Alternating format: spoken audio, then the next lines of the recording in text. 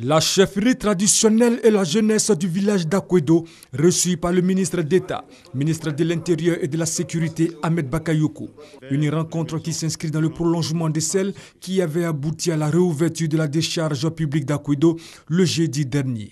Le président de la jeunesse du village d'Akwedo a remercié le président de la République Alassane Ouattara pour son implication dans la recherche d'une solution définitive aux préoccupations des populations d'Akwedo. Notre cri de cœur a été entendu par Monsieur le Président de la République, Son Excellence, Monsieur Alassane Ouattara. Akwedo est ici donc au plus haut niveau de l'État. Nous pensons que nos problèmes ont été compris et que des incidents du genre que nous avons connus la semaine dernière ne se verront plus parce que l'État a pris en main l'épineux dossier de la décharge d'Akwedo. Le ministre d'État Ahmed Bakayoko a promis d'examiner toutes les doléances et a marqué la disponibilité du gouvernement et du chef de l'État Alassane Ouattara.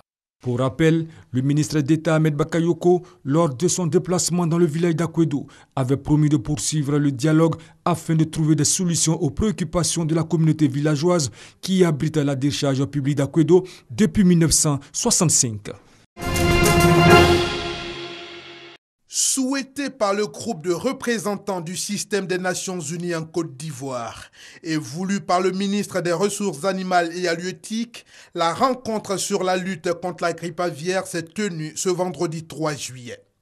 Pour le groupe conduit par Germain Da Silva, représentant de la FAO, si les actions du gouvernement sont appréciables dans la lutte, il importe que les partenaires techniques et financiers soient mieux informés, surtout sur les actions prioritaires pour apporter leur aide. Tous les partenaires ici présents ont à cœur de travailler avec les gouvernements pour éviter des pertes économiques très importantes si rien n'est fait maintenant. Il y a 100 000 $ qui sont déjà débloqués et dans quelques semaines, toujours au niveau de la FAO, il y aura entre 400 et 500 000 $ pour appuyer les efforts de la DSV et du ministère. Et puis, la BAD a annoncé la possibilité de débloquer $1 million. Kobena Kwasi Adjoumani, au nom du gouvernement, s'est dit heureux de recevoir une telle rencontre. Lutter efficacement contre la propagation de la maladie qui a été déclarée et que nous tâchons de maîtriser. Ensuite, mettre en place une équipe tournante pour veiller à la sécurité sanitaire des marchés de volailles. Nous avons des équipes sur le terrain et ce sont toutes ces informations que nous avons portées à la connaissance donc, de nos partenaires techniques et financiers qui se sont engagés à nous aider. 36 milliards de francs CFA de pertes. C'est ce que le pays a enregistré en 2006 avec l'apparition de l'épidémie de la grippe aviaire. En sollicitant ses partenaires, le gouvernement veut adopter cette fois une approche d'anticipation. Les Baoulés viennent de l'Égypte. Dans leur migration, ils ont transité par le Ghana avant de se baser définitivement en Côte d'Ivoire. Les détails de ce parcours sont confinés dans le livre de l'écrivain Ernest Kwame. Titre évocateur, Yefini ou l'histoire authentique des Baoulés pour une histoire tout aussi passionnante. Il y a eu tellement de contre-vérités sur l'histoire du pays baoulé. Il fallait à un certain moment établir la vérité historique. Le roi a demandé qu'on établisse cette vérité. Et il nous a choisi à notre humble personnalité pour faire ce travail. Et c'est le fruit de nos recherches que nous avons présenté aujourd'hui. Ici, la reine a établi son royaume en se basant sur l'organisation qui était faite au niveau de l'Égypte. Là-bas, il y avait 12 tribus en Israël et ici, elle a créé 8 tribus. La dédicace de ce livre a enregistré la présence de plusieurs têtes couronnées à Caen. Ces garants traditionnels ont marqué leur adhésion à l'étude menée par l'auteur. Je trouve cet ouvrage venant à point nommé. Quand vous connaissez bien vos us et coutumes, quand vous savez d'où vous venez, grâce à ce fondement-là, vous pouvez aller, je dirais, le cœur léger et tout confiant vers l'avenir. Yefini ou l'histoire authentique des Baoulés est préfacée par Paul Akoto Yao, professeur agrégé et intellectuel baoulé. Pour lui, cette œuvre est digne d'intérêt. La substance est là, c'est qu'il dit là. C'est ce que de bouche à oreille, on a rapporté. C'est fondamental. C'est bien. C'est aussi vrai pour le peuple baoulé que pour le peuple Bété, que pour le peuple Gouro. Chacun de nous a une histoire. Mais à partir du moment où nous sommes retrouvés sur une terre où nous sommes ensemble, nous devons nous fondre dans une unité et éviter que cette diversité ne soit pas source de conflit. 173 pages, 11 chapitres pour restituer l'histoire des Baoulés. Pour l'éditeur du livre Charles Paiement, Yéfini, où l'histoire authentique des Baoulés vient enrichir le riche patrimoine culturel de ce peuple de Côte d'Ivoire. Des usines à l'arrêt depuis des années, un taux de chômage chez les jeunes qui frôle les 75%, Carbonio Iglesias en Sardaigne figure parmi les provinces les plus pauvres d'Italie. Et pourtant, quand il a fallu venir en aide fin mai à une petite centaine de migrants arrivés par bateau depuis la Libye, les habitants de Carbonia ont tous répondu présents. Ce qu'il s'est passé les 2-3 jours suivants est difficile à décrire. Ça n'a pas été difficile du tout d'accueillir ces réfugiés finalement. La vraie difficulté, ça a été d'accueillir les très nombreux bénévoles. Des familles, des enfants et des femmes seuls, provenant de Sierra Leone, du Nigeria ou encore de Guinée-Conakry, ont trouvé refuge ici dans cet ancien centre de formation, fermé depuis longtemps. Rosaline est enceinte de 5 mois. À 32 ans, cette Nigériane est déjà veuve. Son mari est mort pendant leur traversée de la Méditerranée.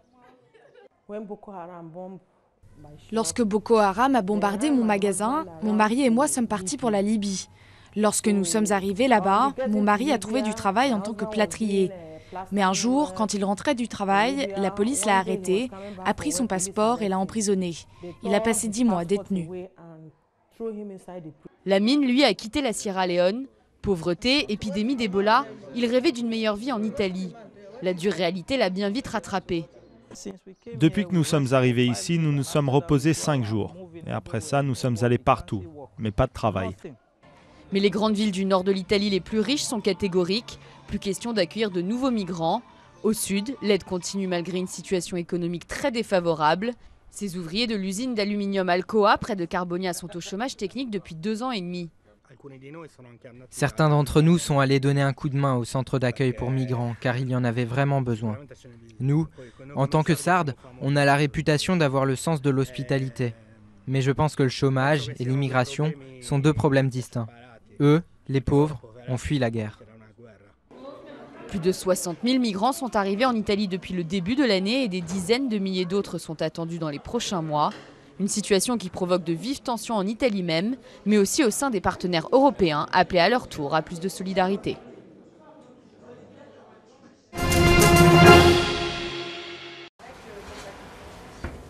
Il est midi, Valérian, le chef de ce restaurant végétarien, se met au fourneau. Au menu, hamburger. Mais attention, ce steak ne contient pas un seul morceau de viande. Il est obtenu grâce à un mélange de soja, froment et pois.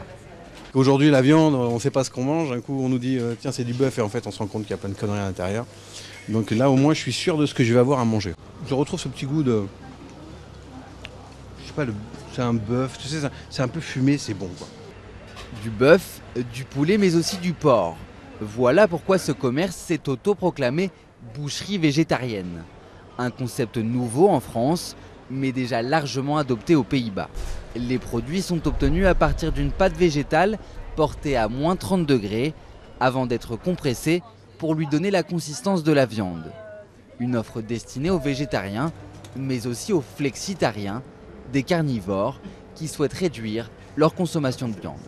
Si vous voulez, et c'est mon cas, en consommer une fois par quinzaine et le reste remplacé par des substituts de viande, c'est possible. Et si vous ne pouvez pas vous passer de la viande, au moins, réduisez la viande à 2 à 3 fois par semaine.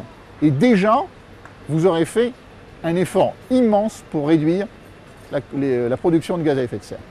Ces produits, appelés aussi simili carne, ne sont pas aussi riches que de la viande, mais pour cette association de végétariens, ils répondent aux besoins de l'organisme. Du point de vue des protéines, une personne qui décide de se nourrir uniquement de simili-carne, par exemple de simili-carne à base de soja, va avoir un apport protéique tout à fait satisfaisant puisque le soja est une protéine végétale de très bonne qualité qui contient tout ce qu'il faut.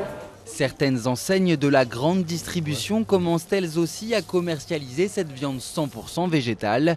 Le syndicat des bouchers de France n'a pas souhaité réagir au développement de cette nouvelle tendance.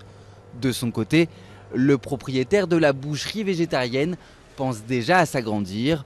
En augmentant ses parts de marché, il espère être en mesure de baisser ses prix. Actuellement, son poulet végétal coûte environ le même prix qu'un bon poulet bio.